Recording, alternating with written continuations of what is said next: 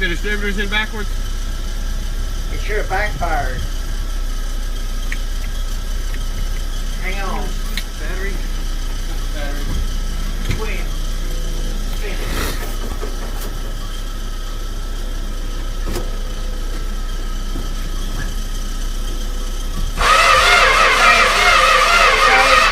You got spark?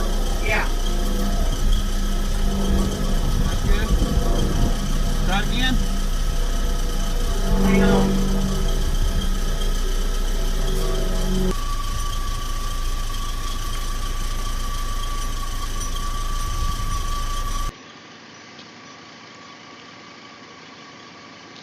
How do you feel this moment?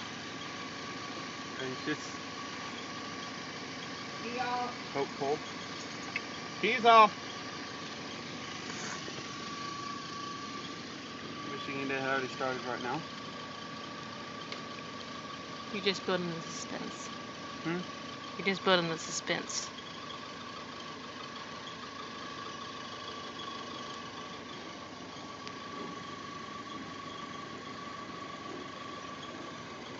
I saw the tack moving. That's good.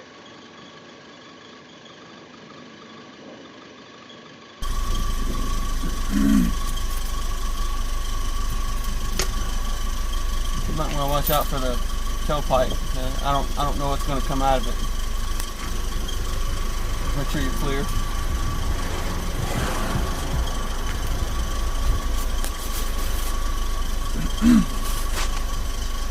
Is it getting spark to the wires?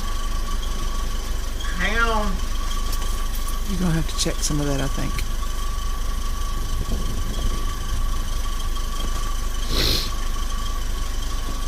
Try it. It is? Yes. That's cool. The joys of starting a car that hasn't been started in 25 years.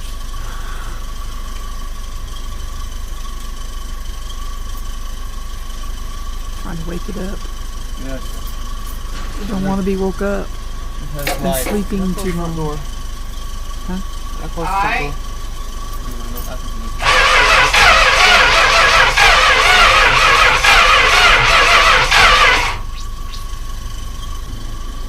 Aye.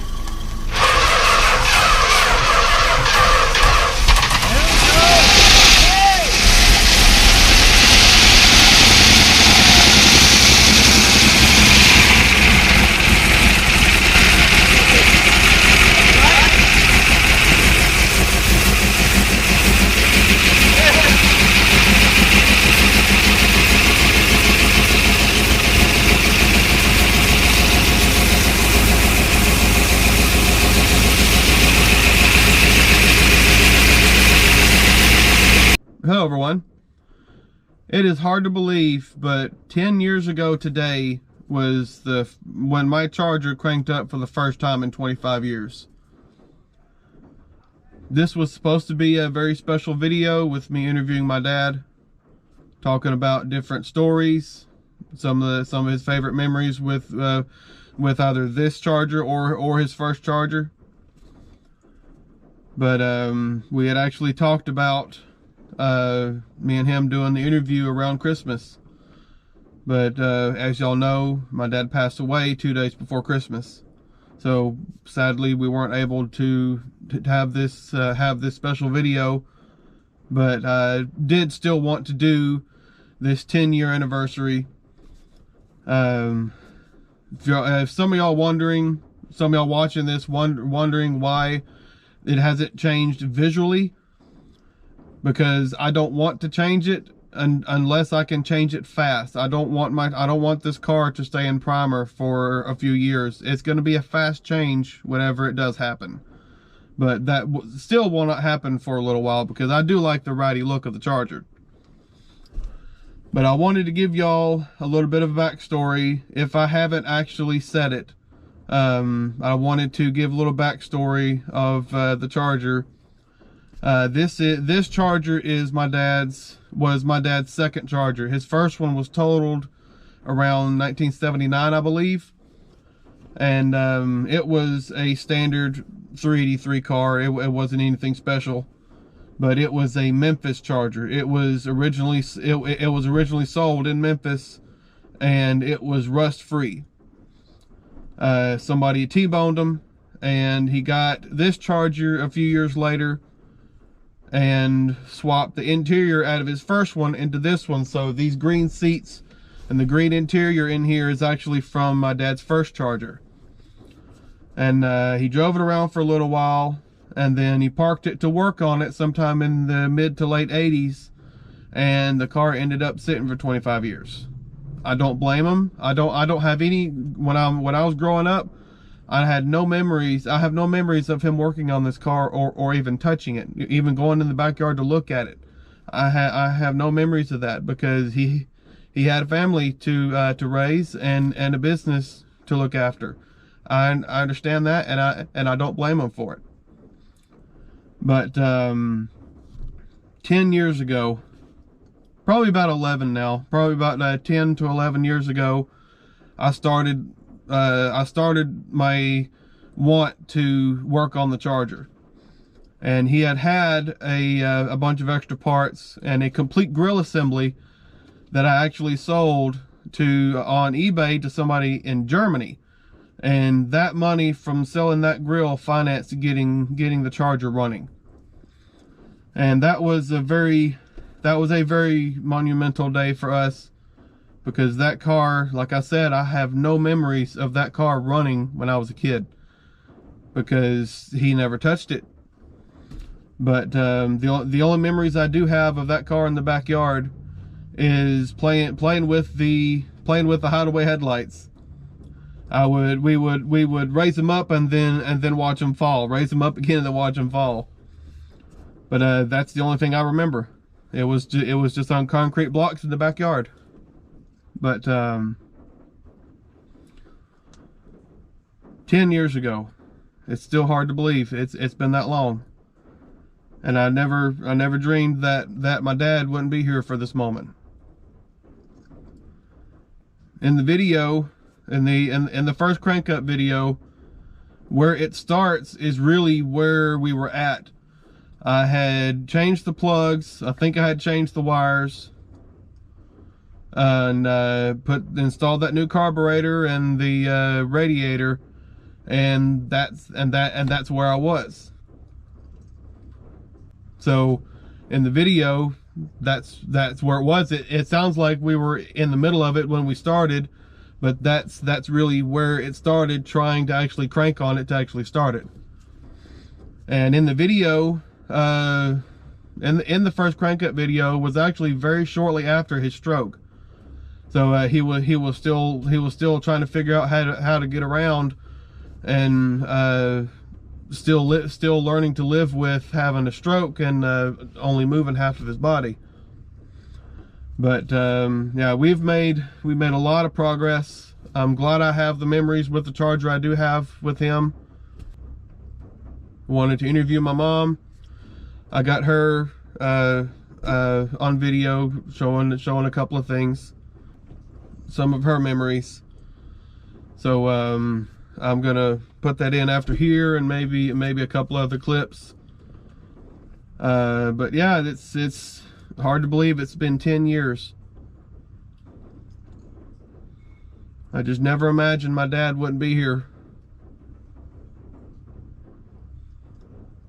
But it is what it is. Not really sure what else to say at this moment. I know one thing. My dad would have been tickled. He would have been tickled pink that I have a Hemi. Even though it's a new gen, he would have been very excited about me having a Hemi Ram. And with him hobbling around all over the place, he would have found a way to climb up in that truck to ride in it or drive it. I know him, he would have. But yeah, 10 years. Time flies.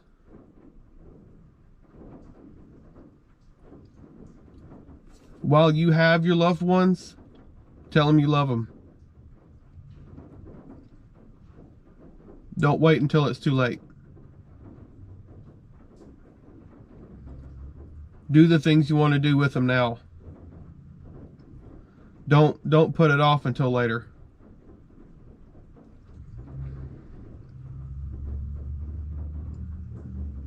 But that's really it. Not really much exciting going on in this video. There's more talking, really. But yeah, I did want to mention on the first crank up video, we were really expecting a lot of a decent sized cloud to come out of the exhaust, which with it being sitting for as long as it did, we were kind of expecting a big cloud of dust or a wasp nest or something come flying out of the exhaust. But there was a little bit of a puff, but it wasn't really too much. So what are your some of your favorite memories with the Charger and Daddy? Well, Terry and I dated in the one that was before this one. This one is the second one. And we dated in this one after the accident. He actually parked his car in the backyard of his dad's place and then slowly moved the insides of that one into this one. What he would do when we went dating would take me places, because my parents, moving from Texas, we went to church and back, and then I never got to know the area. So when me and him were dating, he would take me places in the car. So we went everywhere in Memphis in his car. So driving around Memphis, going out to eat, going to movies, doing whatever, in Memphis and here, just driving all over the place, getting to know the area. And then one day he takes me down Rains Road, and this is Rains Road before any stoplights, before any stop signs, and took me 100 miles an hour down Rains Road. I remember that road. I remember that time.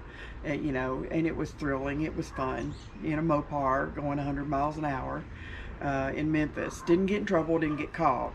We also would have these times where we would go up into Memphis and meet with the Mopar people and car people. We'd sit there and I'd listen to them talk about cars and what's wrong with this one and what's wrong with that one, and even got to a point where one time I answered the question, "Oh, I think it's going to be this," and they said, "You might be right." I got to the point that I had listened to the car stuff all the time, that I would recognize stuff and be able to answer things.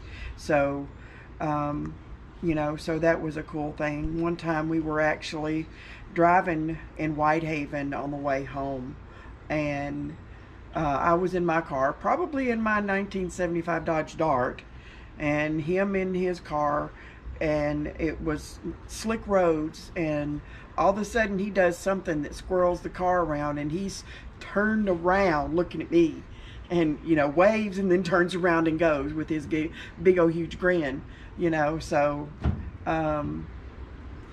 we had a lot of good times in this car, and it's really cool to see William getting to where he's now it's his. Terry got it to where it's his, and he's getting it fixed up. We kind of like the ratty muscle car look, but this is the car that we dated in. This is the car that I got to know Memphis in.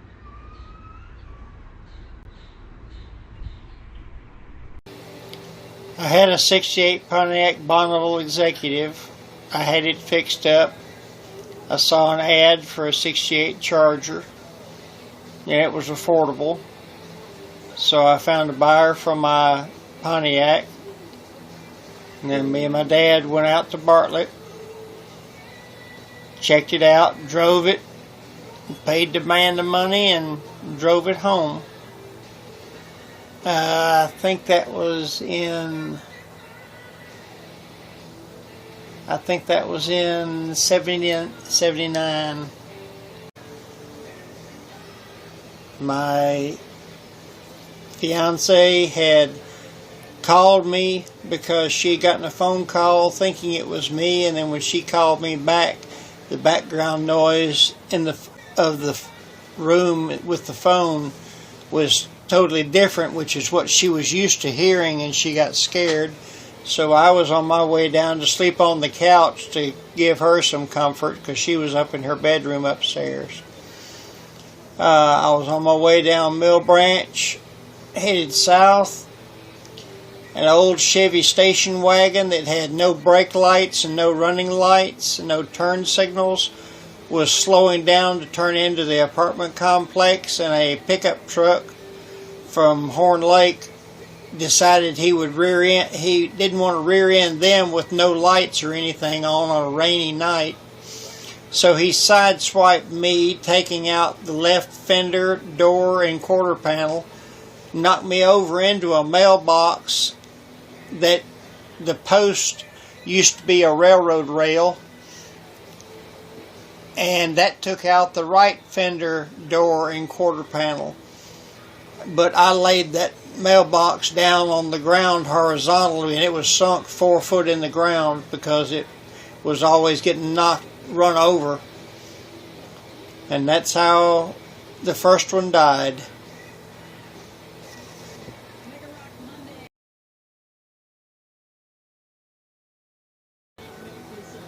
I was working at the airport at AS Aircraft Service International Incorporated, and we had a new employee come in. He decided he wanted to get another vehicle, and he was driving a 68 Charger, but it was from Ohio, so it had cancer already. And I made him an offer, and he took it, and then I had my second Charger in '82.